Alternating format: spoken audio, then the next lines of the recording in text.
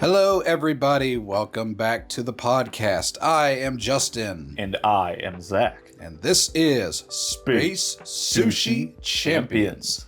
This is the podcast where we talk about anime, video games, movies, media of all genre. Well, you know what?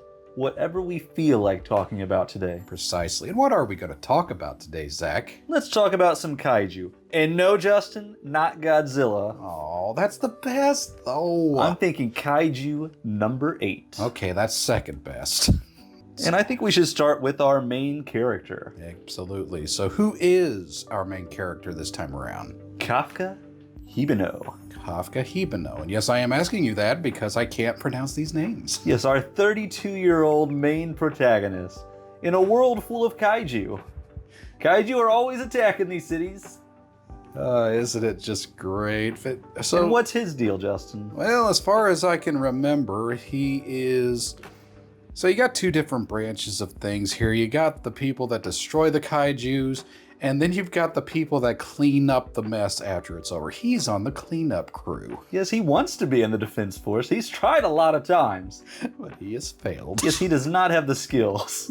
So he cleans up the intestines a lot. Yeah, as his boss says, he doesn't like it, but he buckles down and gets the job done. And he always wanted to be a Defense Force agent ever since he was a kid. Yep. With his childhood friend. And that was... Mina Ashiro. Yeah, so we have a new guy that joins the cleanup crew. Mm-hmm. Ichikawa. Ichikawa, which I thought and said at one point was a kid. Not a kid. Well, he looks like a kid, doesn't he? He's about 18, 20 years old, something like that. Yeah, but he wants to also join the defense crew. I don't know why. It doesn't look like a good occupation. Well, it's either that or cleaning up intestines, I guess, right? I'll join the crew. But he actually tells Kafka, who he knows wants to be in the Defense Force, that, hey, they have moved up the age. Ooh. We're struggling to get these young people in the Defense Force now, so they kicked it up to 33. And he's 32, right? 32, so this is his last chance to get on. Last chance to get on. Okay. But yeah, so they were like cleaning up, you know, and they get attacked. Yeah, by a kaiju. Kaiju that nobody saw coming in. There's a pretty It kind of reminds me of the Titans from Attack on Titan. It really does. The whole show overall reminds me of it. There's definitely a similar feeling going on. But yeah, I get a kaiju. He sends Ichikawa off to call for help while he leads it away. Ends up getting injured, and Ichikawa comes back to and they're saved. Help him. Yeah. By Mina. Of all people. Had to be the friend. Her and her tiger. Because for some reason she has a pet tiger. She watched too much Aladdin and wanted to be like Jasmine. I guess. So she has a white one. Yeah, what? A polar tiger? Albino tiger? I don't know. Well, there are white tigers out there. Are there white tigers? Yes. Wow. Those actually exist. Shows what I know about the animal kingdom. I really It was not just a made-up thing. I really thought it was. I never knew. So our injured Kafka ends up in the hospital. Yep. And you know, something happens there. Yeah, he gets inspired to try the test again. Yeah, that's the only thing, right? Absolutely. Roll credits. Okay, it's not like a kaiju showed up. Like a little bug-looking kaiju thing. I don't know what it was. Like a dragonfly sort of slimy flying snake thing. Just flies right into his mouth. And Kafka is changed forever. Unbelievably so, too. Yeah, so he turns into a kaiju. Weird. I don't want to know if I wouldn't call it a skeletal sort of thing, but it looks really weird. It is weird looking. And it only gets weirder. It does get weirder. But so it's called in that there's a kaiju at the hospital, so they have to book it out of there. Yep. And it's funny on their way out, he really has to go to the bathroom. I don't know why that's important at that moment, but I can't hold it in. You're gonna have to. It's gonna burst. You're missing a specific part. Yeah, but it does burst. Out of his nipples. When it happens, you just got this like springtime slow motion running like you're on the beach. He's so happy. He's got your coming out of his chest. It was a very interesting moment. It's not the only thing, though. I mean, he's different now. Yeah. I mean, he is a lot stronger. Oh, yeah. A lot of Because apparently being a kaiju gives you, like, super strength. Yeah. He and Ichikawa run into, I guess, a little town or a part of the city that had been destroyed by a kaiju, and I guess a kaiju attack had just happened. Well, we get another kaiju coming now. It looks just like the one from episode 1, that same type of kaiju. Yeah. And Kafka shows off his new powers. Oh, yeah. Just like, well, literally, Saitama. One punch is pretty much all he needs in this series. One punch and it rains blood. Yes, it does. This is a very graphic anime. But he was able to turn back into a human, so he's not just stuck as a kaiju. I don't know how it works, but yeah, he can revert back to his human form consciously, I guess. But he was able to evade the Defense Force. He's known as the first kaiju, at this point anyway, to ever do that. Yep. And they dub him Kaiju number 8. Kaiju number 8. They only give those designations to the strongest of the kaiju. They're called like Dai Kaiju, I believe. It's like these really rare, powerful kaiju. So somehow he manages to suppress his powers and blend in for a whole 3 months. You know what happens. But him and Ichikawa also have made it past the first cut of the exam. So that was just like some written test things that we saw off screen. Well, I guess he knows that well enough considering Well, he's passed it enough times because he always failed the second cut. Yeah. So they got to go for the actual test now. But Where we meet a new character. Yeah. Kikuro Shinomiya. Shinomiya. Yes. I'm hoping I can remember that past you saying that. She really got along with Kafka at the beginning there, too. Oh, yeah. He parked in her lucky number spot. 55 that day, because 5 was her lucky number. He wasn't moving, so she showed off her, suit? Yeah, she had a suit already. I'm assuming because her father... this isn't a spoiler. Her father's the director of the Defense Force. Yeah, and a very bad dad. Yeah, not a great dad. Yeah, he had a lot going on. I mean, what? The mom died from kaiju attacks? I mean, so did Kafka's whole town, died him and Mina's. Yeah, you see that in the flashback, too. She just basically flips over the company van and smirks about it, and he somehow partial transforms his arms and puts the van back without showing anything. Yeah, we'll get more to these suits very shortly. Yeah. Because it's part of the exam as well. Yeah. But first off, they have to do the fitness and the fitness part of this exam. Yes, the aptitude part comes second. Yeah, and keep in mind Kafka He's a 32-year-old dude. He's old. He's old dude. Old dude. That's what they call him in this series. He doesn't do well. Well, out of the 225, he came in 219th. At least he wasn't last. That's true. I mean, Shinomiya came in 5th, and of course brags about it. As you should, right? Sure. I mean, she's kind of like a prodigy, though, at this point. Yeah, as you find out when they actually get to these battle suits. Yes.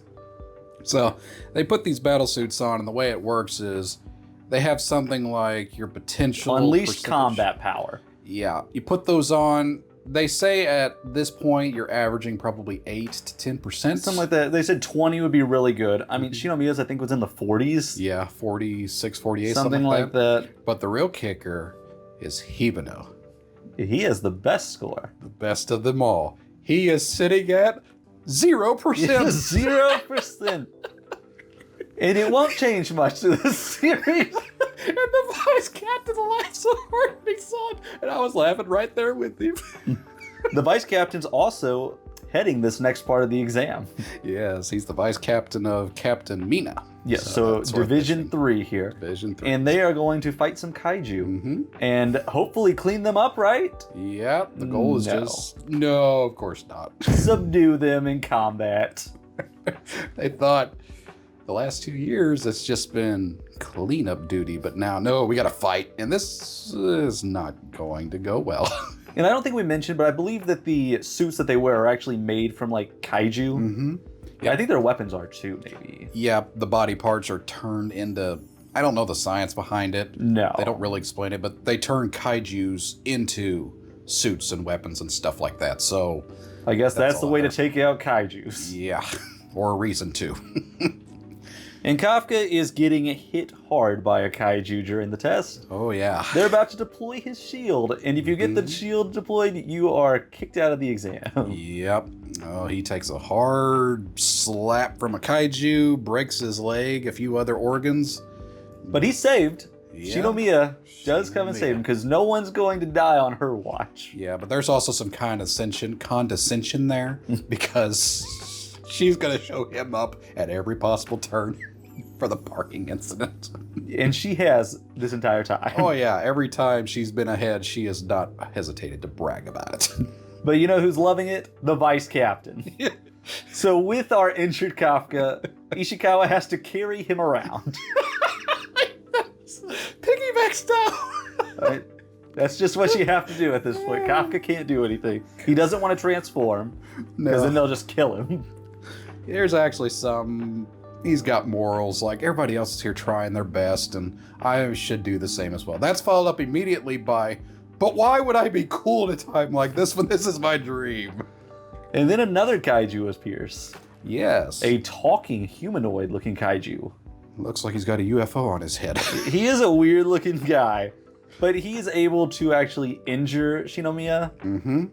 And he, revives all these kaiju that are on the field that were already killed. Pulls a Shenron, and the kaiju come back like Super Saiyans. Yes, he gets as many wishes as he wants, though. And these revived kaiju start doing a great deal of damage. Yes, they do. But, someone's going to have to save Shinomiya. Oh, absolutely. Kafka. Are we sure it's not Captain Mina or the Vice Captain? No. Oh. It's Kafka Hibino as Kaiju number 8. Yep. Has to reveal his secret right there in front of Shinomiya. And I have in my notes, because we had already mentioned this, it was funny. He went One Punch Man on that Kaiju. He did it again here, too. He does it pretty much every time he fights a kaiju. Yeah, of course, when he does it, he said, that'll teach you to come back to life, when the kaiju starts reforming. Oh, I didn't mean it, I'm so sorry, don't come back. And that kaiju's actually able to turn into a human. That is crazy.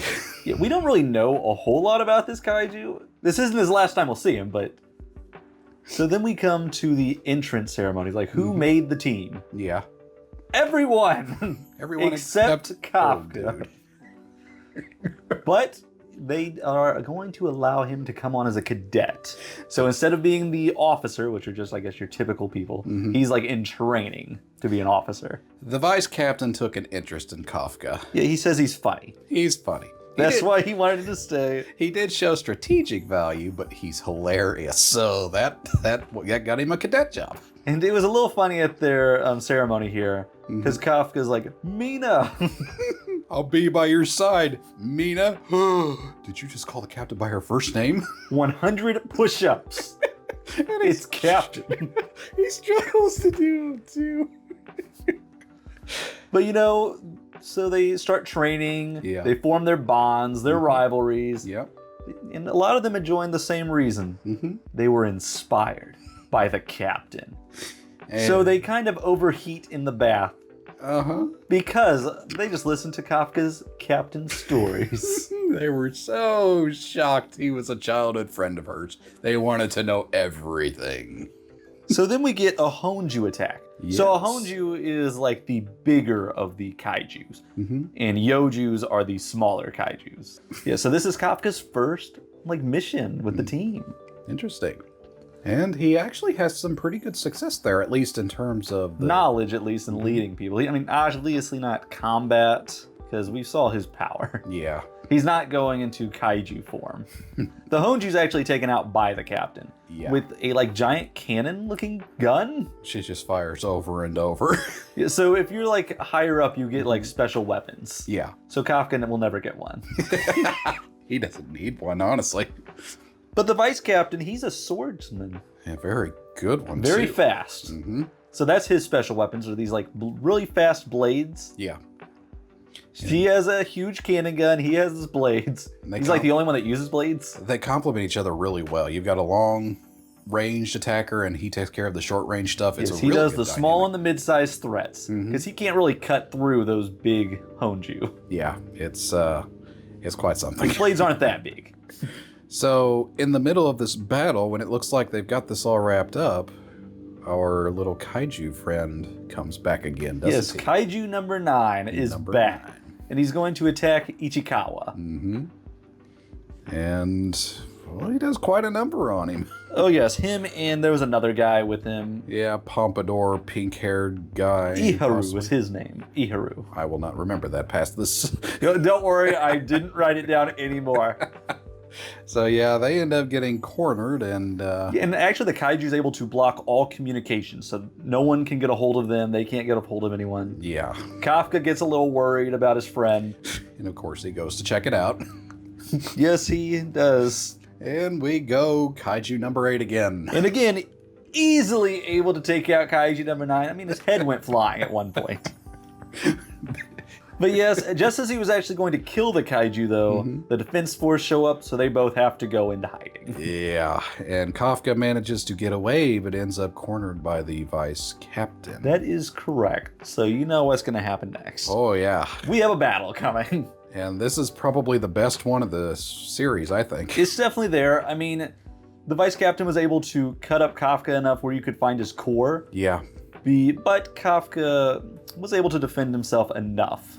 The core is basically a glowing sort of ball thing that's kind of like the heart of the kaiju, I would say. You have to get it or the body will continually regenerate. Yes. In case we didn't mention that. But he's able to break the vice captain's swords and escape. And just barely, but he does.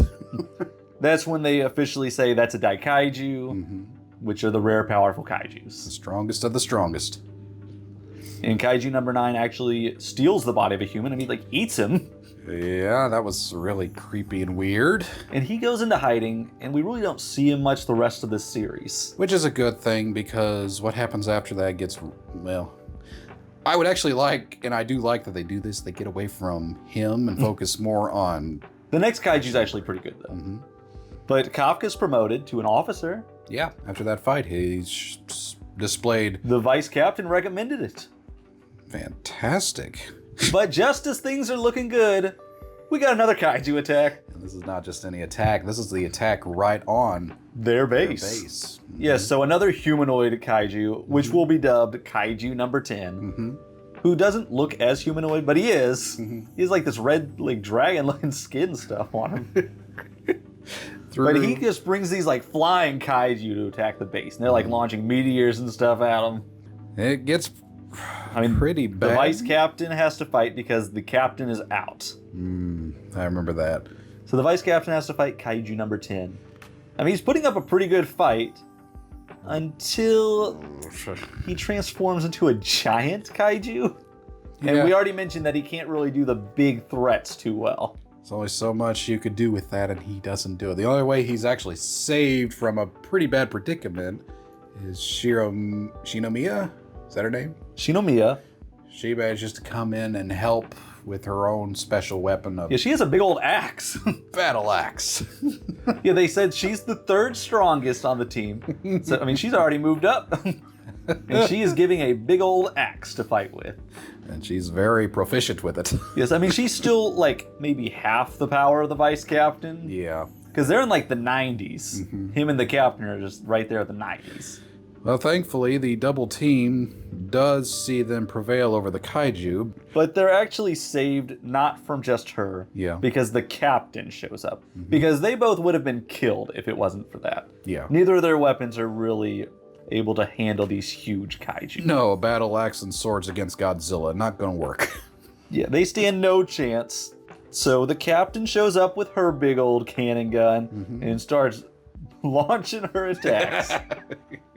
No mercy. Her and the whole team just work together to take out the kaiju. And they do. But just as he's subdued, our wyvern and kaiju decide to fuse together and make a kaiju bomb. Yeah, something that's going to explode with... Yeah, it said it's the power of a nuclear bomb. Yeah, there's nowhere to go, nowhere to hide. Once it goes off, the defense force is going to be completely annihilated. So who's going to take out this bomb? Everyone's already exhausted their power suits and everything. Well, One Punch Kaiju, of course. That's true, and One Punch he does. Well, first off, he transforms in front of everyone. Yep. So it's Old dude's a kaiju. He's that number 8 one. But he's doing it for his friends. So he goes and punches the bomb. Oh, yeah. And it just goes into the altitude higher and explodes enough to not destroy the city. And they all lived happily ever after? Well, he's taken into custody. Really? For being a kaiju. Yes, so he's sent to the Defense Force headquarters. Yep. But he's not exactly viewed as an enemy by his colleagues. Not his colleagues, but the board does. Oh, yeah. They don't like that he's a kaiju at all. So they run tests on him and everything. And that is where we're going to get the director. We meet the director for the first time. Yeah. And, well, first off, Shinomiya talks to her father saying, hey, keep him alive. Mm-hmm. He's a good old dude, right? Yeah, he saved us. He saved my life. Everybody's like, they saved us. He's a good kaiju. You don't need to kill him. But he kind of doesn't listen. No, he goes straight into fighting Kafka.